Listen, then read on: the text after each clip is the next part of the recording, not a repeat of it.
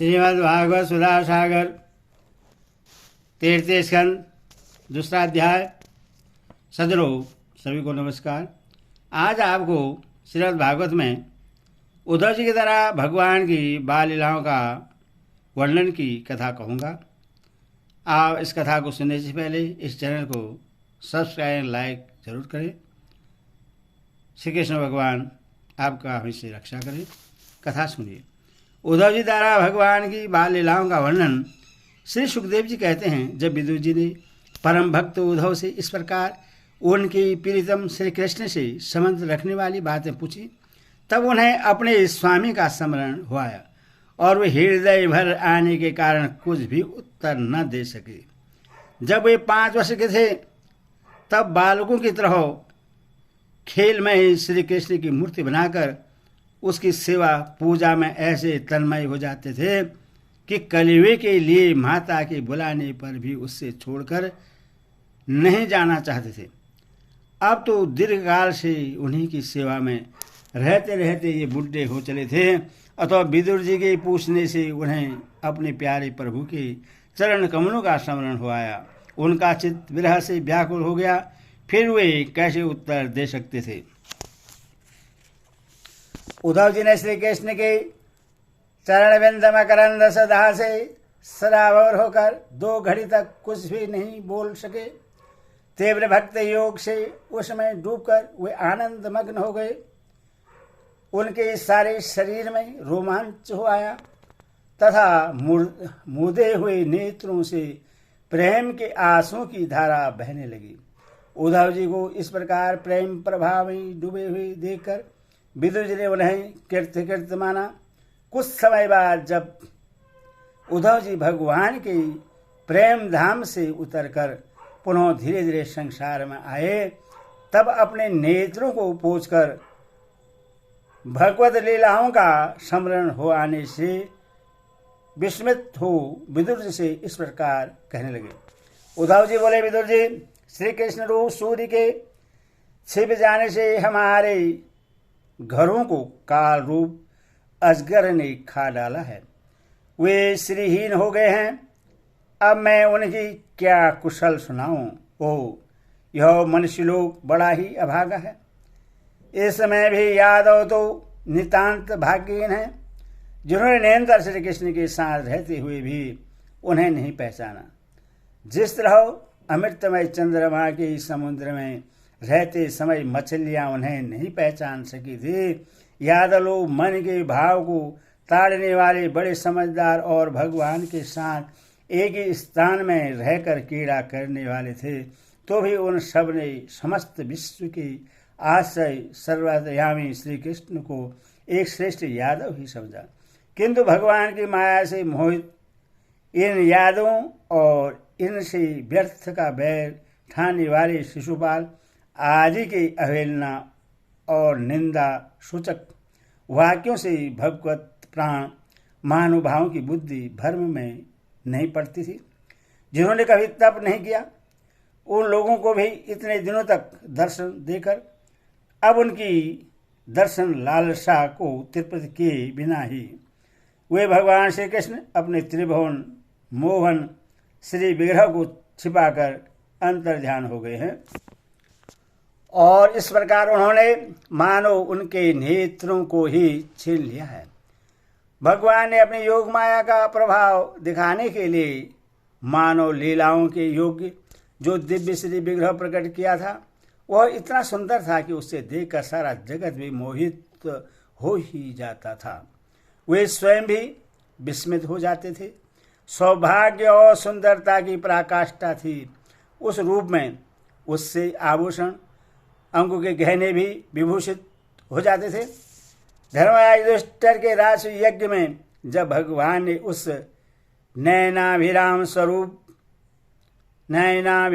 रूप पर लोगों की दृष्टि पड़ी थी, तब त्रिलोकी ने यही माना था कि मानव सृष्टि की रचना में विधाता की जितनी चतुराई है सब इसी रूप में पूरी हो गई है। उनके प्रेमपूर्ण हास्य विनोद और लीलामय चितवन से सम्मानित होने पर वज्र बालाओं की आंखें उन्हीं की ओर लग जाती थी और उनका चित्त भी ऐसा तल्लीन हो जाता था कि वे घर के काम धंधों को अधूरा ही छोड़कर जड़ पुतलियों की तरह खड़ी रह जाती थी। चराचर जगत और प्रकृति के स्वामी भगवान ने जब अपने शांत रूप महात्माओं को अपने ही घोर रूप असुरों की असुर सताए जाते देखा, तब वे करुणा भाव से द्रवित हो गए और अजनबा होने पर भी अपने अंश बलराम जी के साथ काष्ठ में अग्नि के समान प्रकट हुए। अजनबा होकर भी वसुदेव जी के यहाँ जन्म लेने की लीला करना, सबको अभय देने वाले होने पर भी मानव कंक्ष के भय से वज्र में जाकर छिप रहना और अनंत पराक्रमी होने पर भी कालीवन के सामने मथुरापुरी को छोड़कर भाग जाना, भगवान की ये लीलाएं याद आकर मुझे बेचैन कर डालती हैं। उन्होंने जो देव की वसुदेव की चरण वंदना करके कहा था, पिताजी माताजी, कंस का बड़ा भय रहने के कारण मुझसे आपकी कोई सेवा न बन सकी। आप मेरे इस अपराध पर ध्यान न देकर मुझ पर प्रश्न हो। श्री कृष्ण की ये बातें जब याद आती हैं तब आज मेरा चित्त अत्यंत व्यथित हो जाता है। जिन्होंने काल रूप अपने भृगुटी विलास से ही पृथ्वी का सारा भार उतार दिया था, उन कृष्ण के पाद पद पराग का सेवन करने वाले ऐसा कौन पुरुष है जो उससे भूल सके। आप लोगों ने रास यज्ञ में प्रत्यक्ष ही देखा था कि श्री कृष्ण से द्वेष करने वाले शिशुपाल को वह सिद्धि मिल गई जिसकी बड़े बड़े योगी भली भांति योग साधना करके स्पर्शा करते रहते हैं। उनका विरह भला कौन सह सकता है।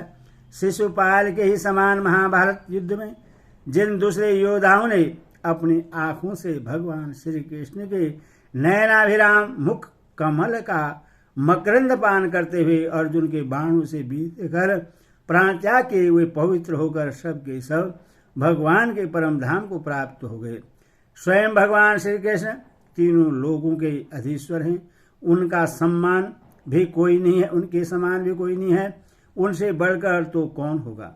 वे अपने स्वस्थ सिद्ध ऐश्वर्य से ही सर्वदा पूर्ण काम हैं।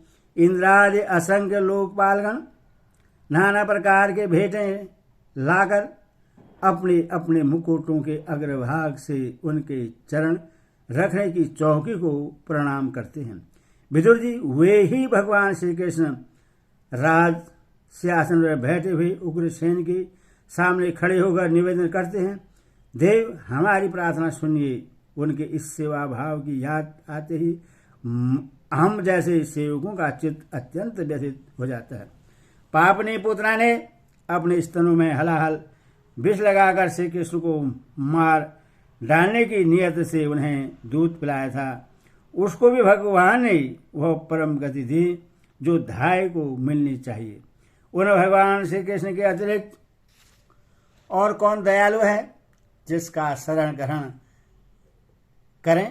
मैं असुरों को भी भगवान का भक्त समझता हूँ, क्योंकि बैर भाव जनित क्रोध के कारण उनका चित्त सदा श्री कृष्ण में लगा रहता था और उन्हें रणभूमि में सुदर्शन चक्रधारी भगवान को कंधे पर चढ़ाकर झपटते हुए गरुड़ जी के दर्शन हुआ करते थे। बर्मा जी की प्रार्थना से पृथ्वी का भार उतारकर उससे सुखी करने के लिए कंस के कारागार में वसुदेव देवकी के यहाँ भगवान ने अवतार लिया था। उस समय कंस के डर से पिता वसुदेव जी ने उन्हें नंद बाबा के वज्र में पहुंचा दिया था।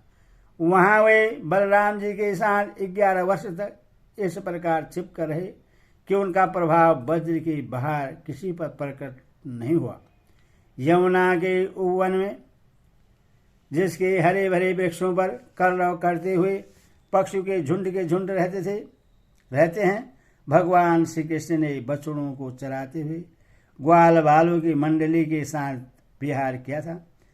वे ब्रजवासियों की दृष्टि आकर्षित करने के लिए अनेकों बाल लीला उन्हें दिखाते थे। कभी रोने से लगते, कभी हंसते, कभी सिंह शावक के समान मुग्ध दृष्टि से देखते।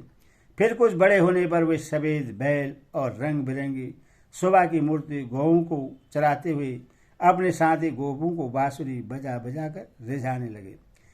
इसी समय जब कंस ने उन्हें मारने के लिए बहुत से मायावी और मनमाना रूप धारण करने वाले राक्षस भेजे, तब उनको खेल ही खेल में भगवान ने मार डाला। जैसे बालक खिलौने को तोड़ फोड़ डालता है, काल या नाग का दमन करके विष मिला हुआ जल पीने से मरे हुए ग्वाल वालों और गौओं को जीवित कर उन्हें काल दह का निर्दोष जल पीने की सुविधा कर दी। भगवान श्री कृष्ण ने बड़े हुए धन का सद्व्यय कराने की इच्छा से श्रेष्ठ ब्राह्मण के द्वारा नंद बाबा से गोवर्धन पूजा रूप गौ यज्ञ करवाया। भद्र इससे अपना मान भंग होने के कारण जब इंद्र ने क्रोधित होकर वज्र का विनाश करने के लिए मूसलाधार जल बरसाना आरंभ किया, तब भगवान ने करुणावश खेल ही खेल में छत्र के समान गोवर्धन पर्वत को उठा लिया और अत्यंत घबराए हुए ब्रजवासियों की तथा उनके पशुओं की रक्षा की। संध्या के समय जब सारे वृंदावन में शरद की चंद्रमा की चांदनी छिड़क जाती है, तब श्री कृष्ण उसका सम्मान करते हुए मधुर गान करते और गोपियों की मंडली की शोभा बढ़ाते हुए उनके साथ रास विहार करते हैं। बोल कृष्ण भगवान की जय।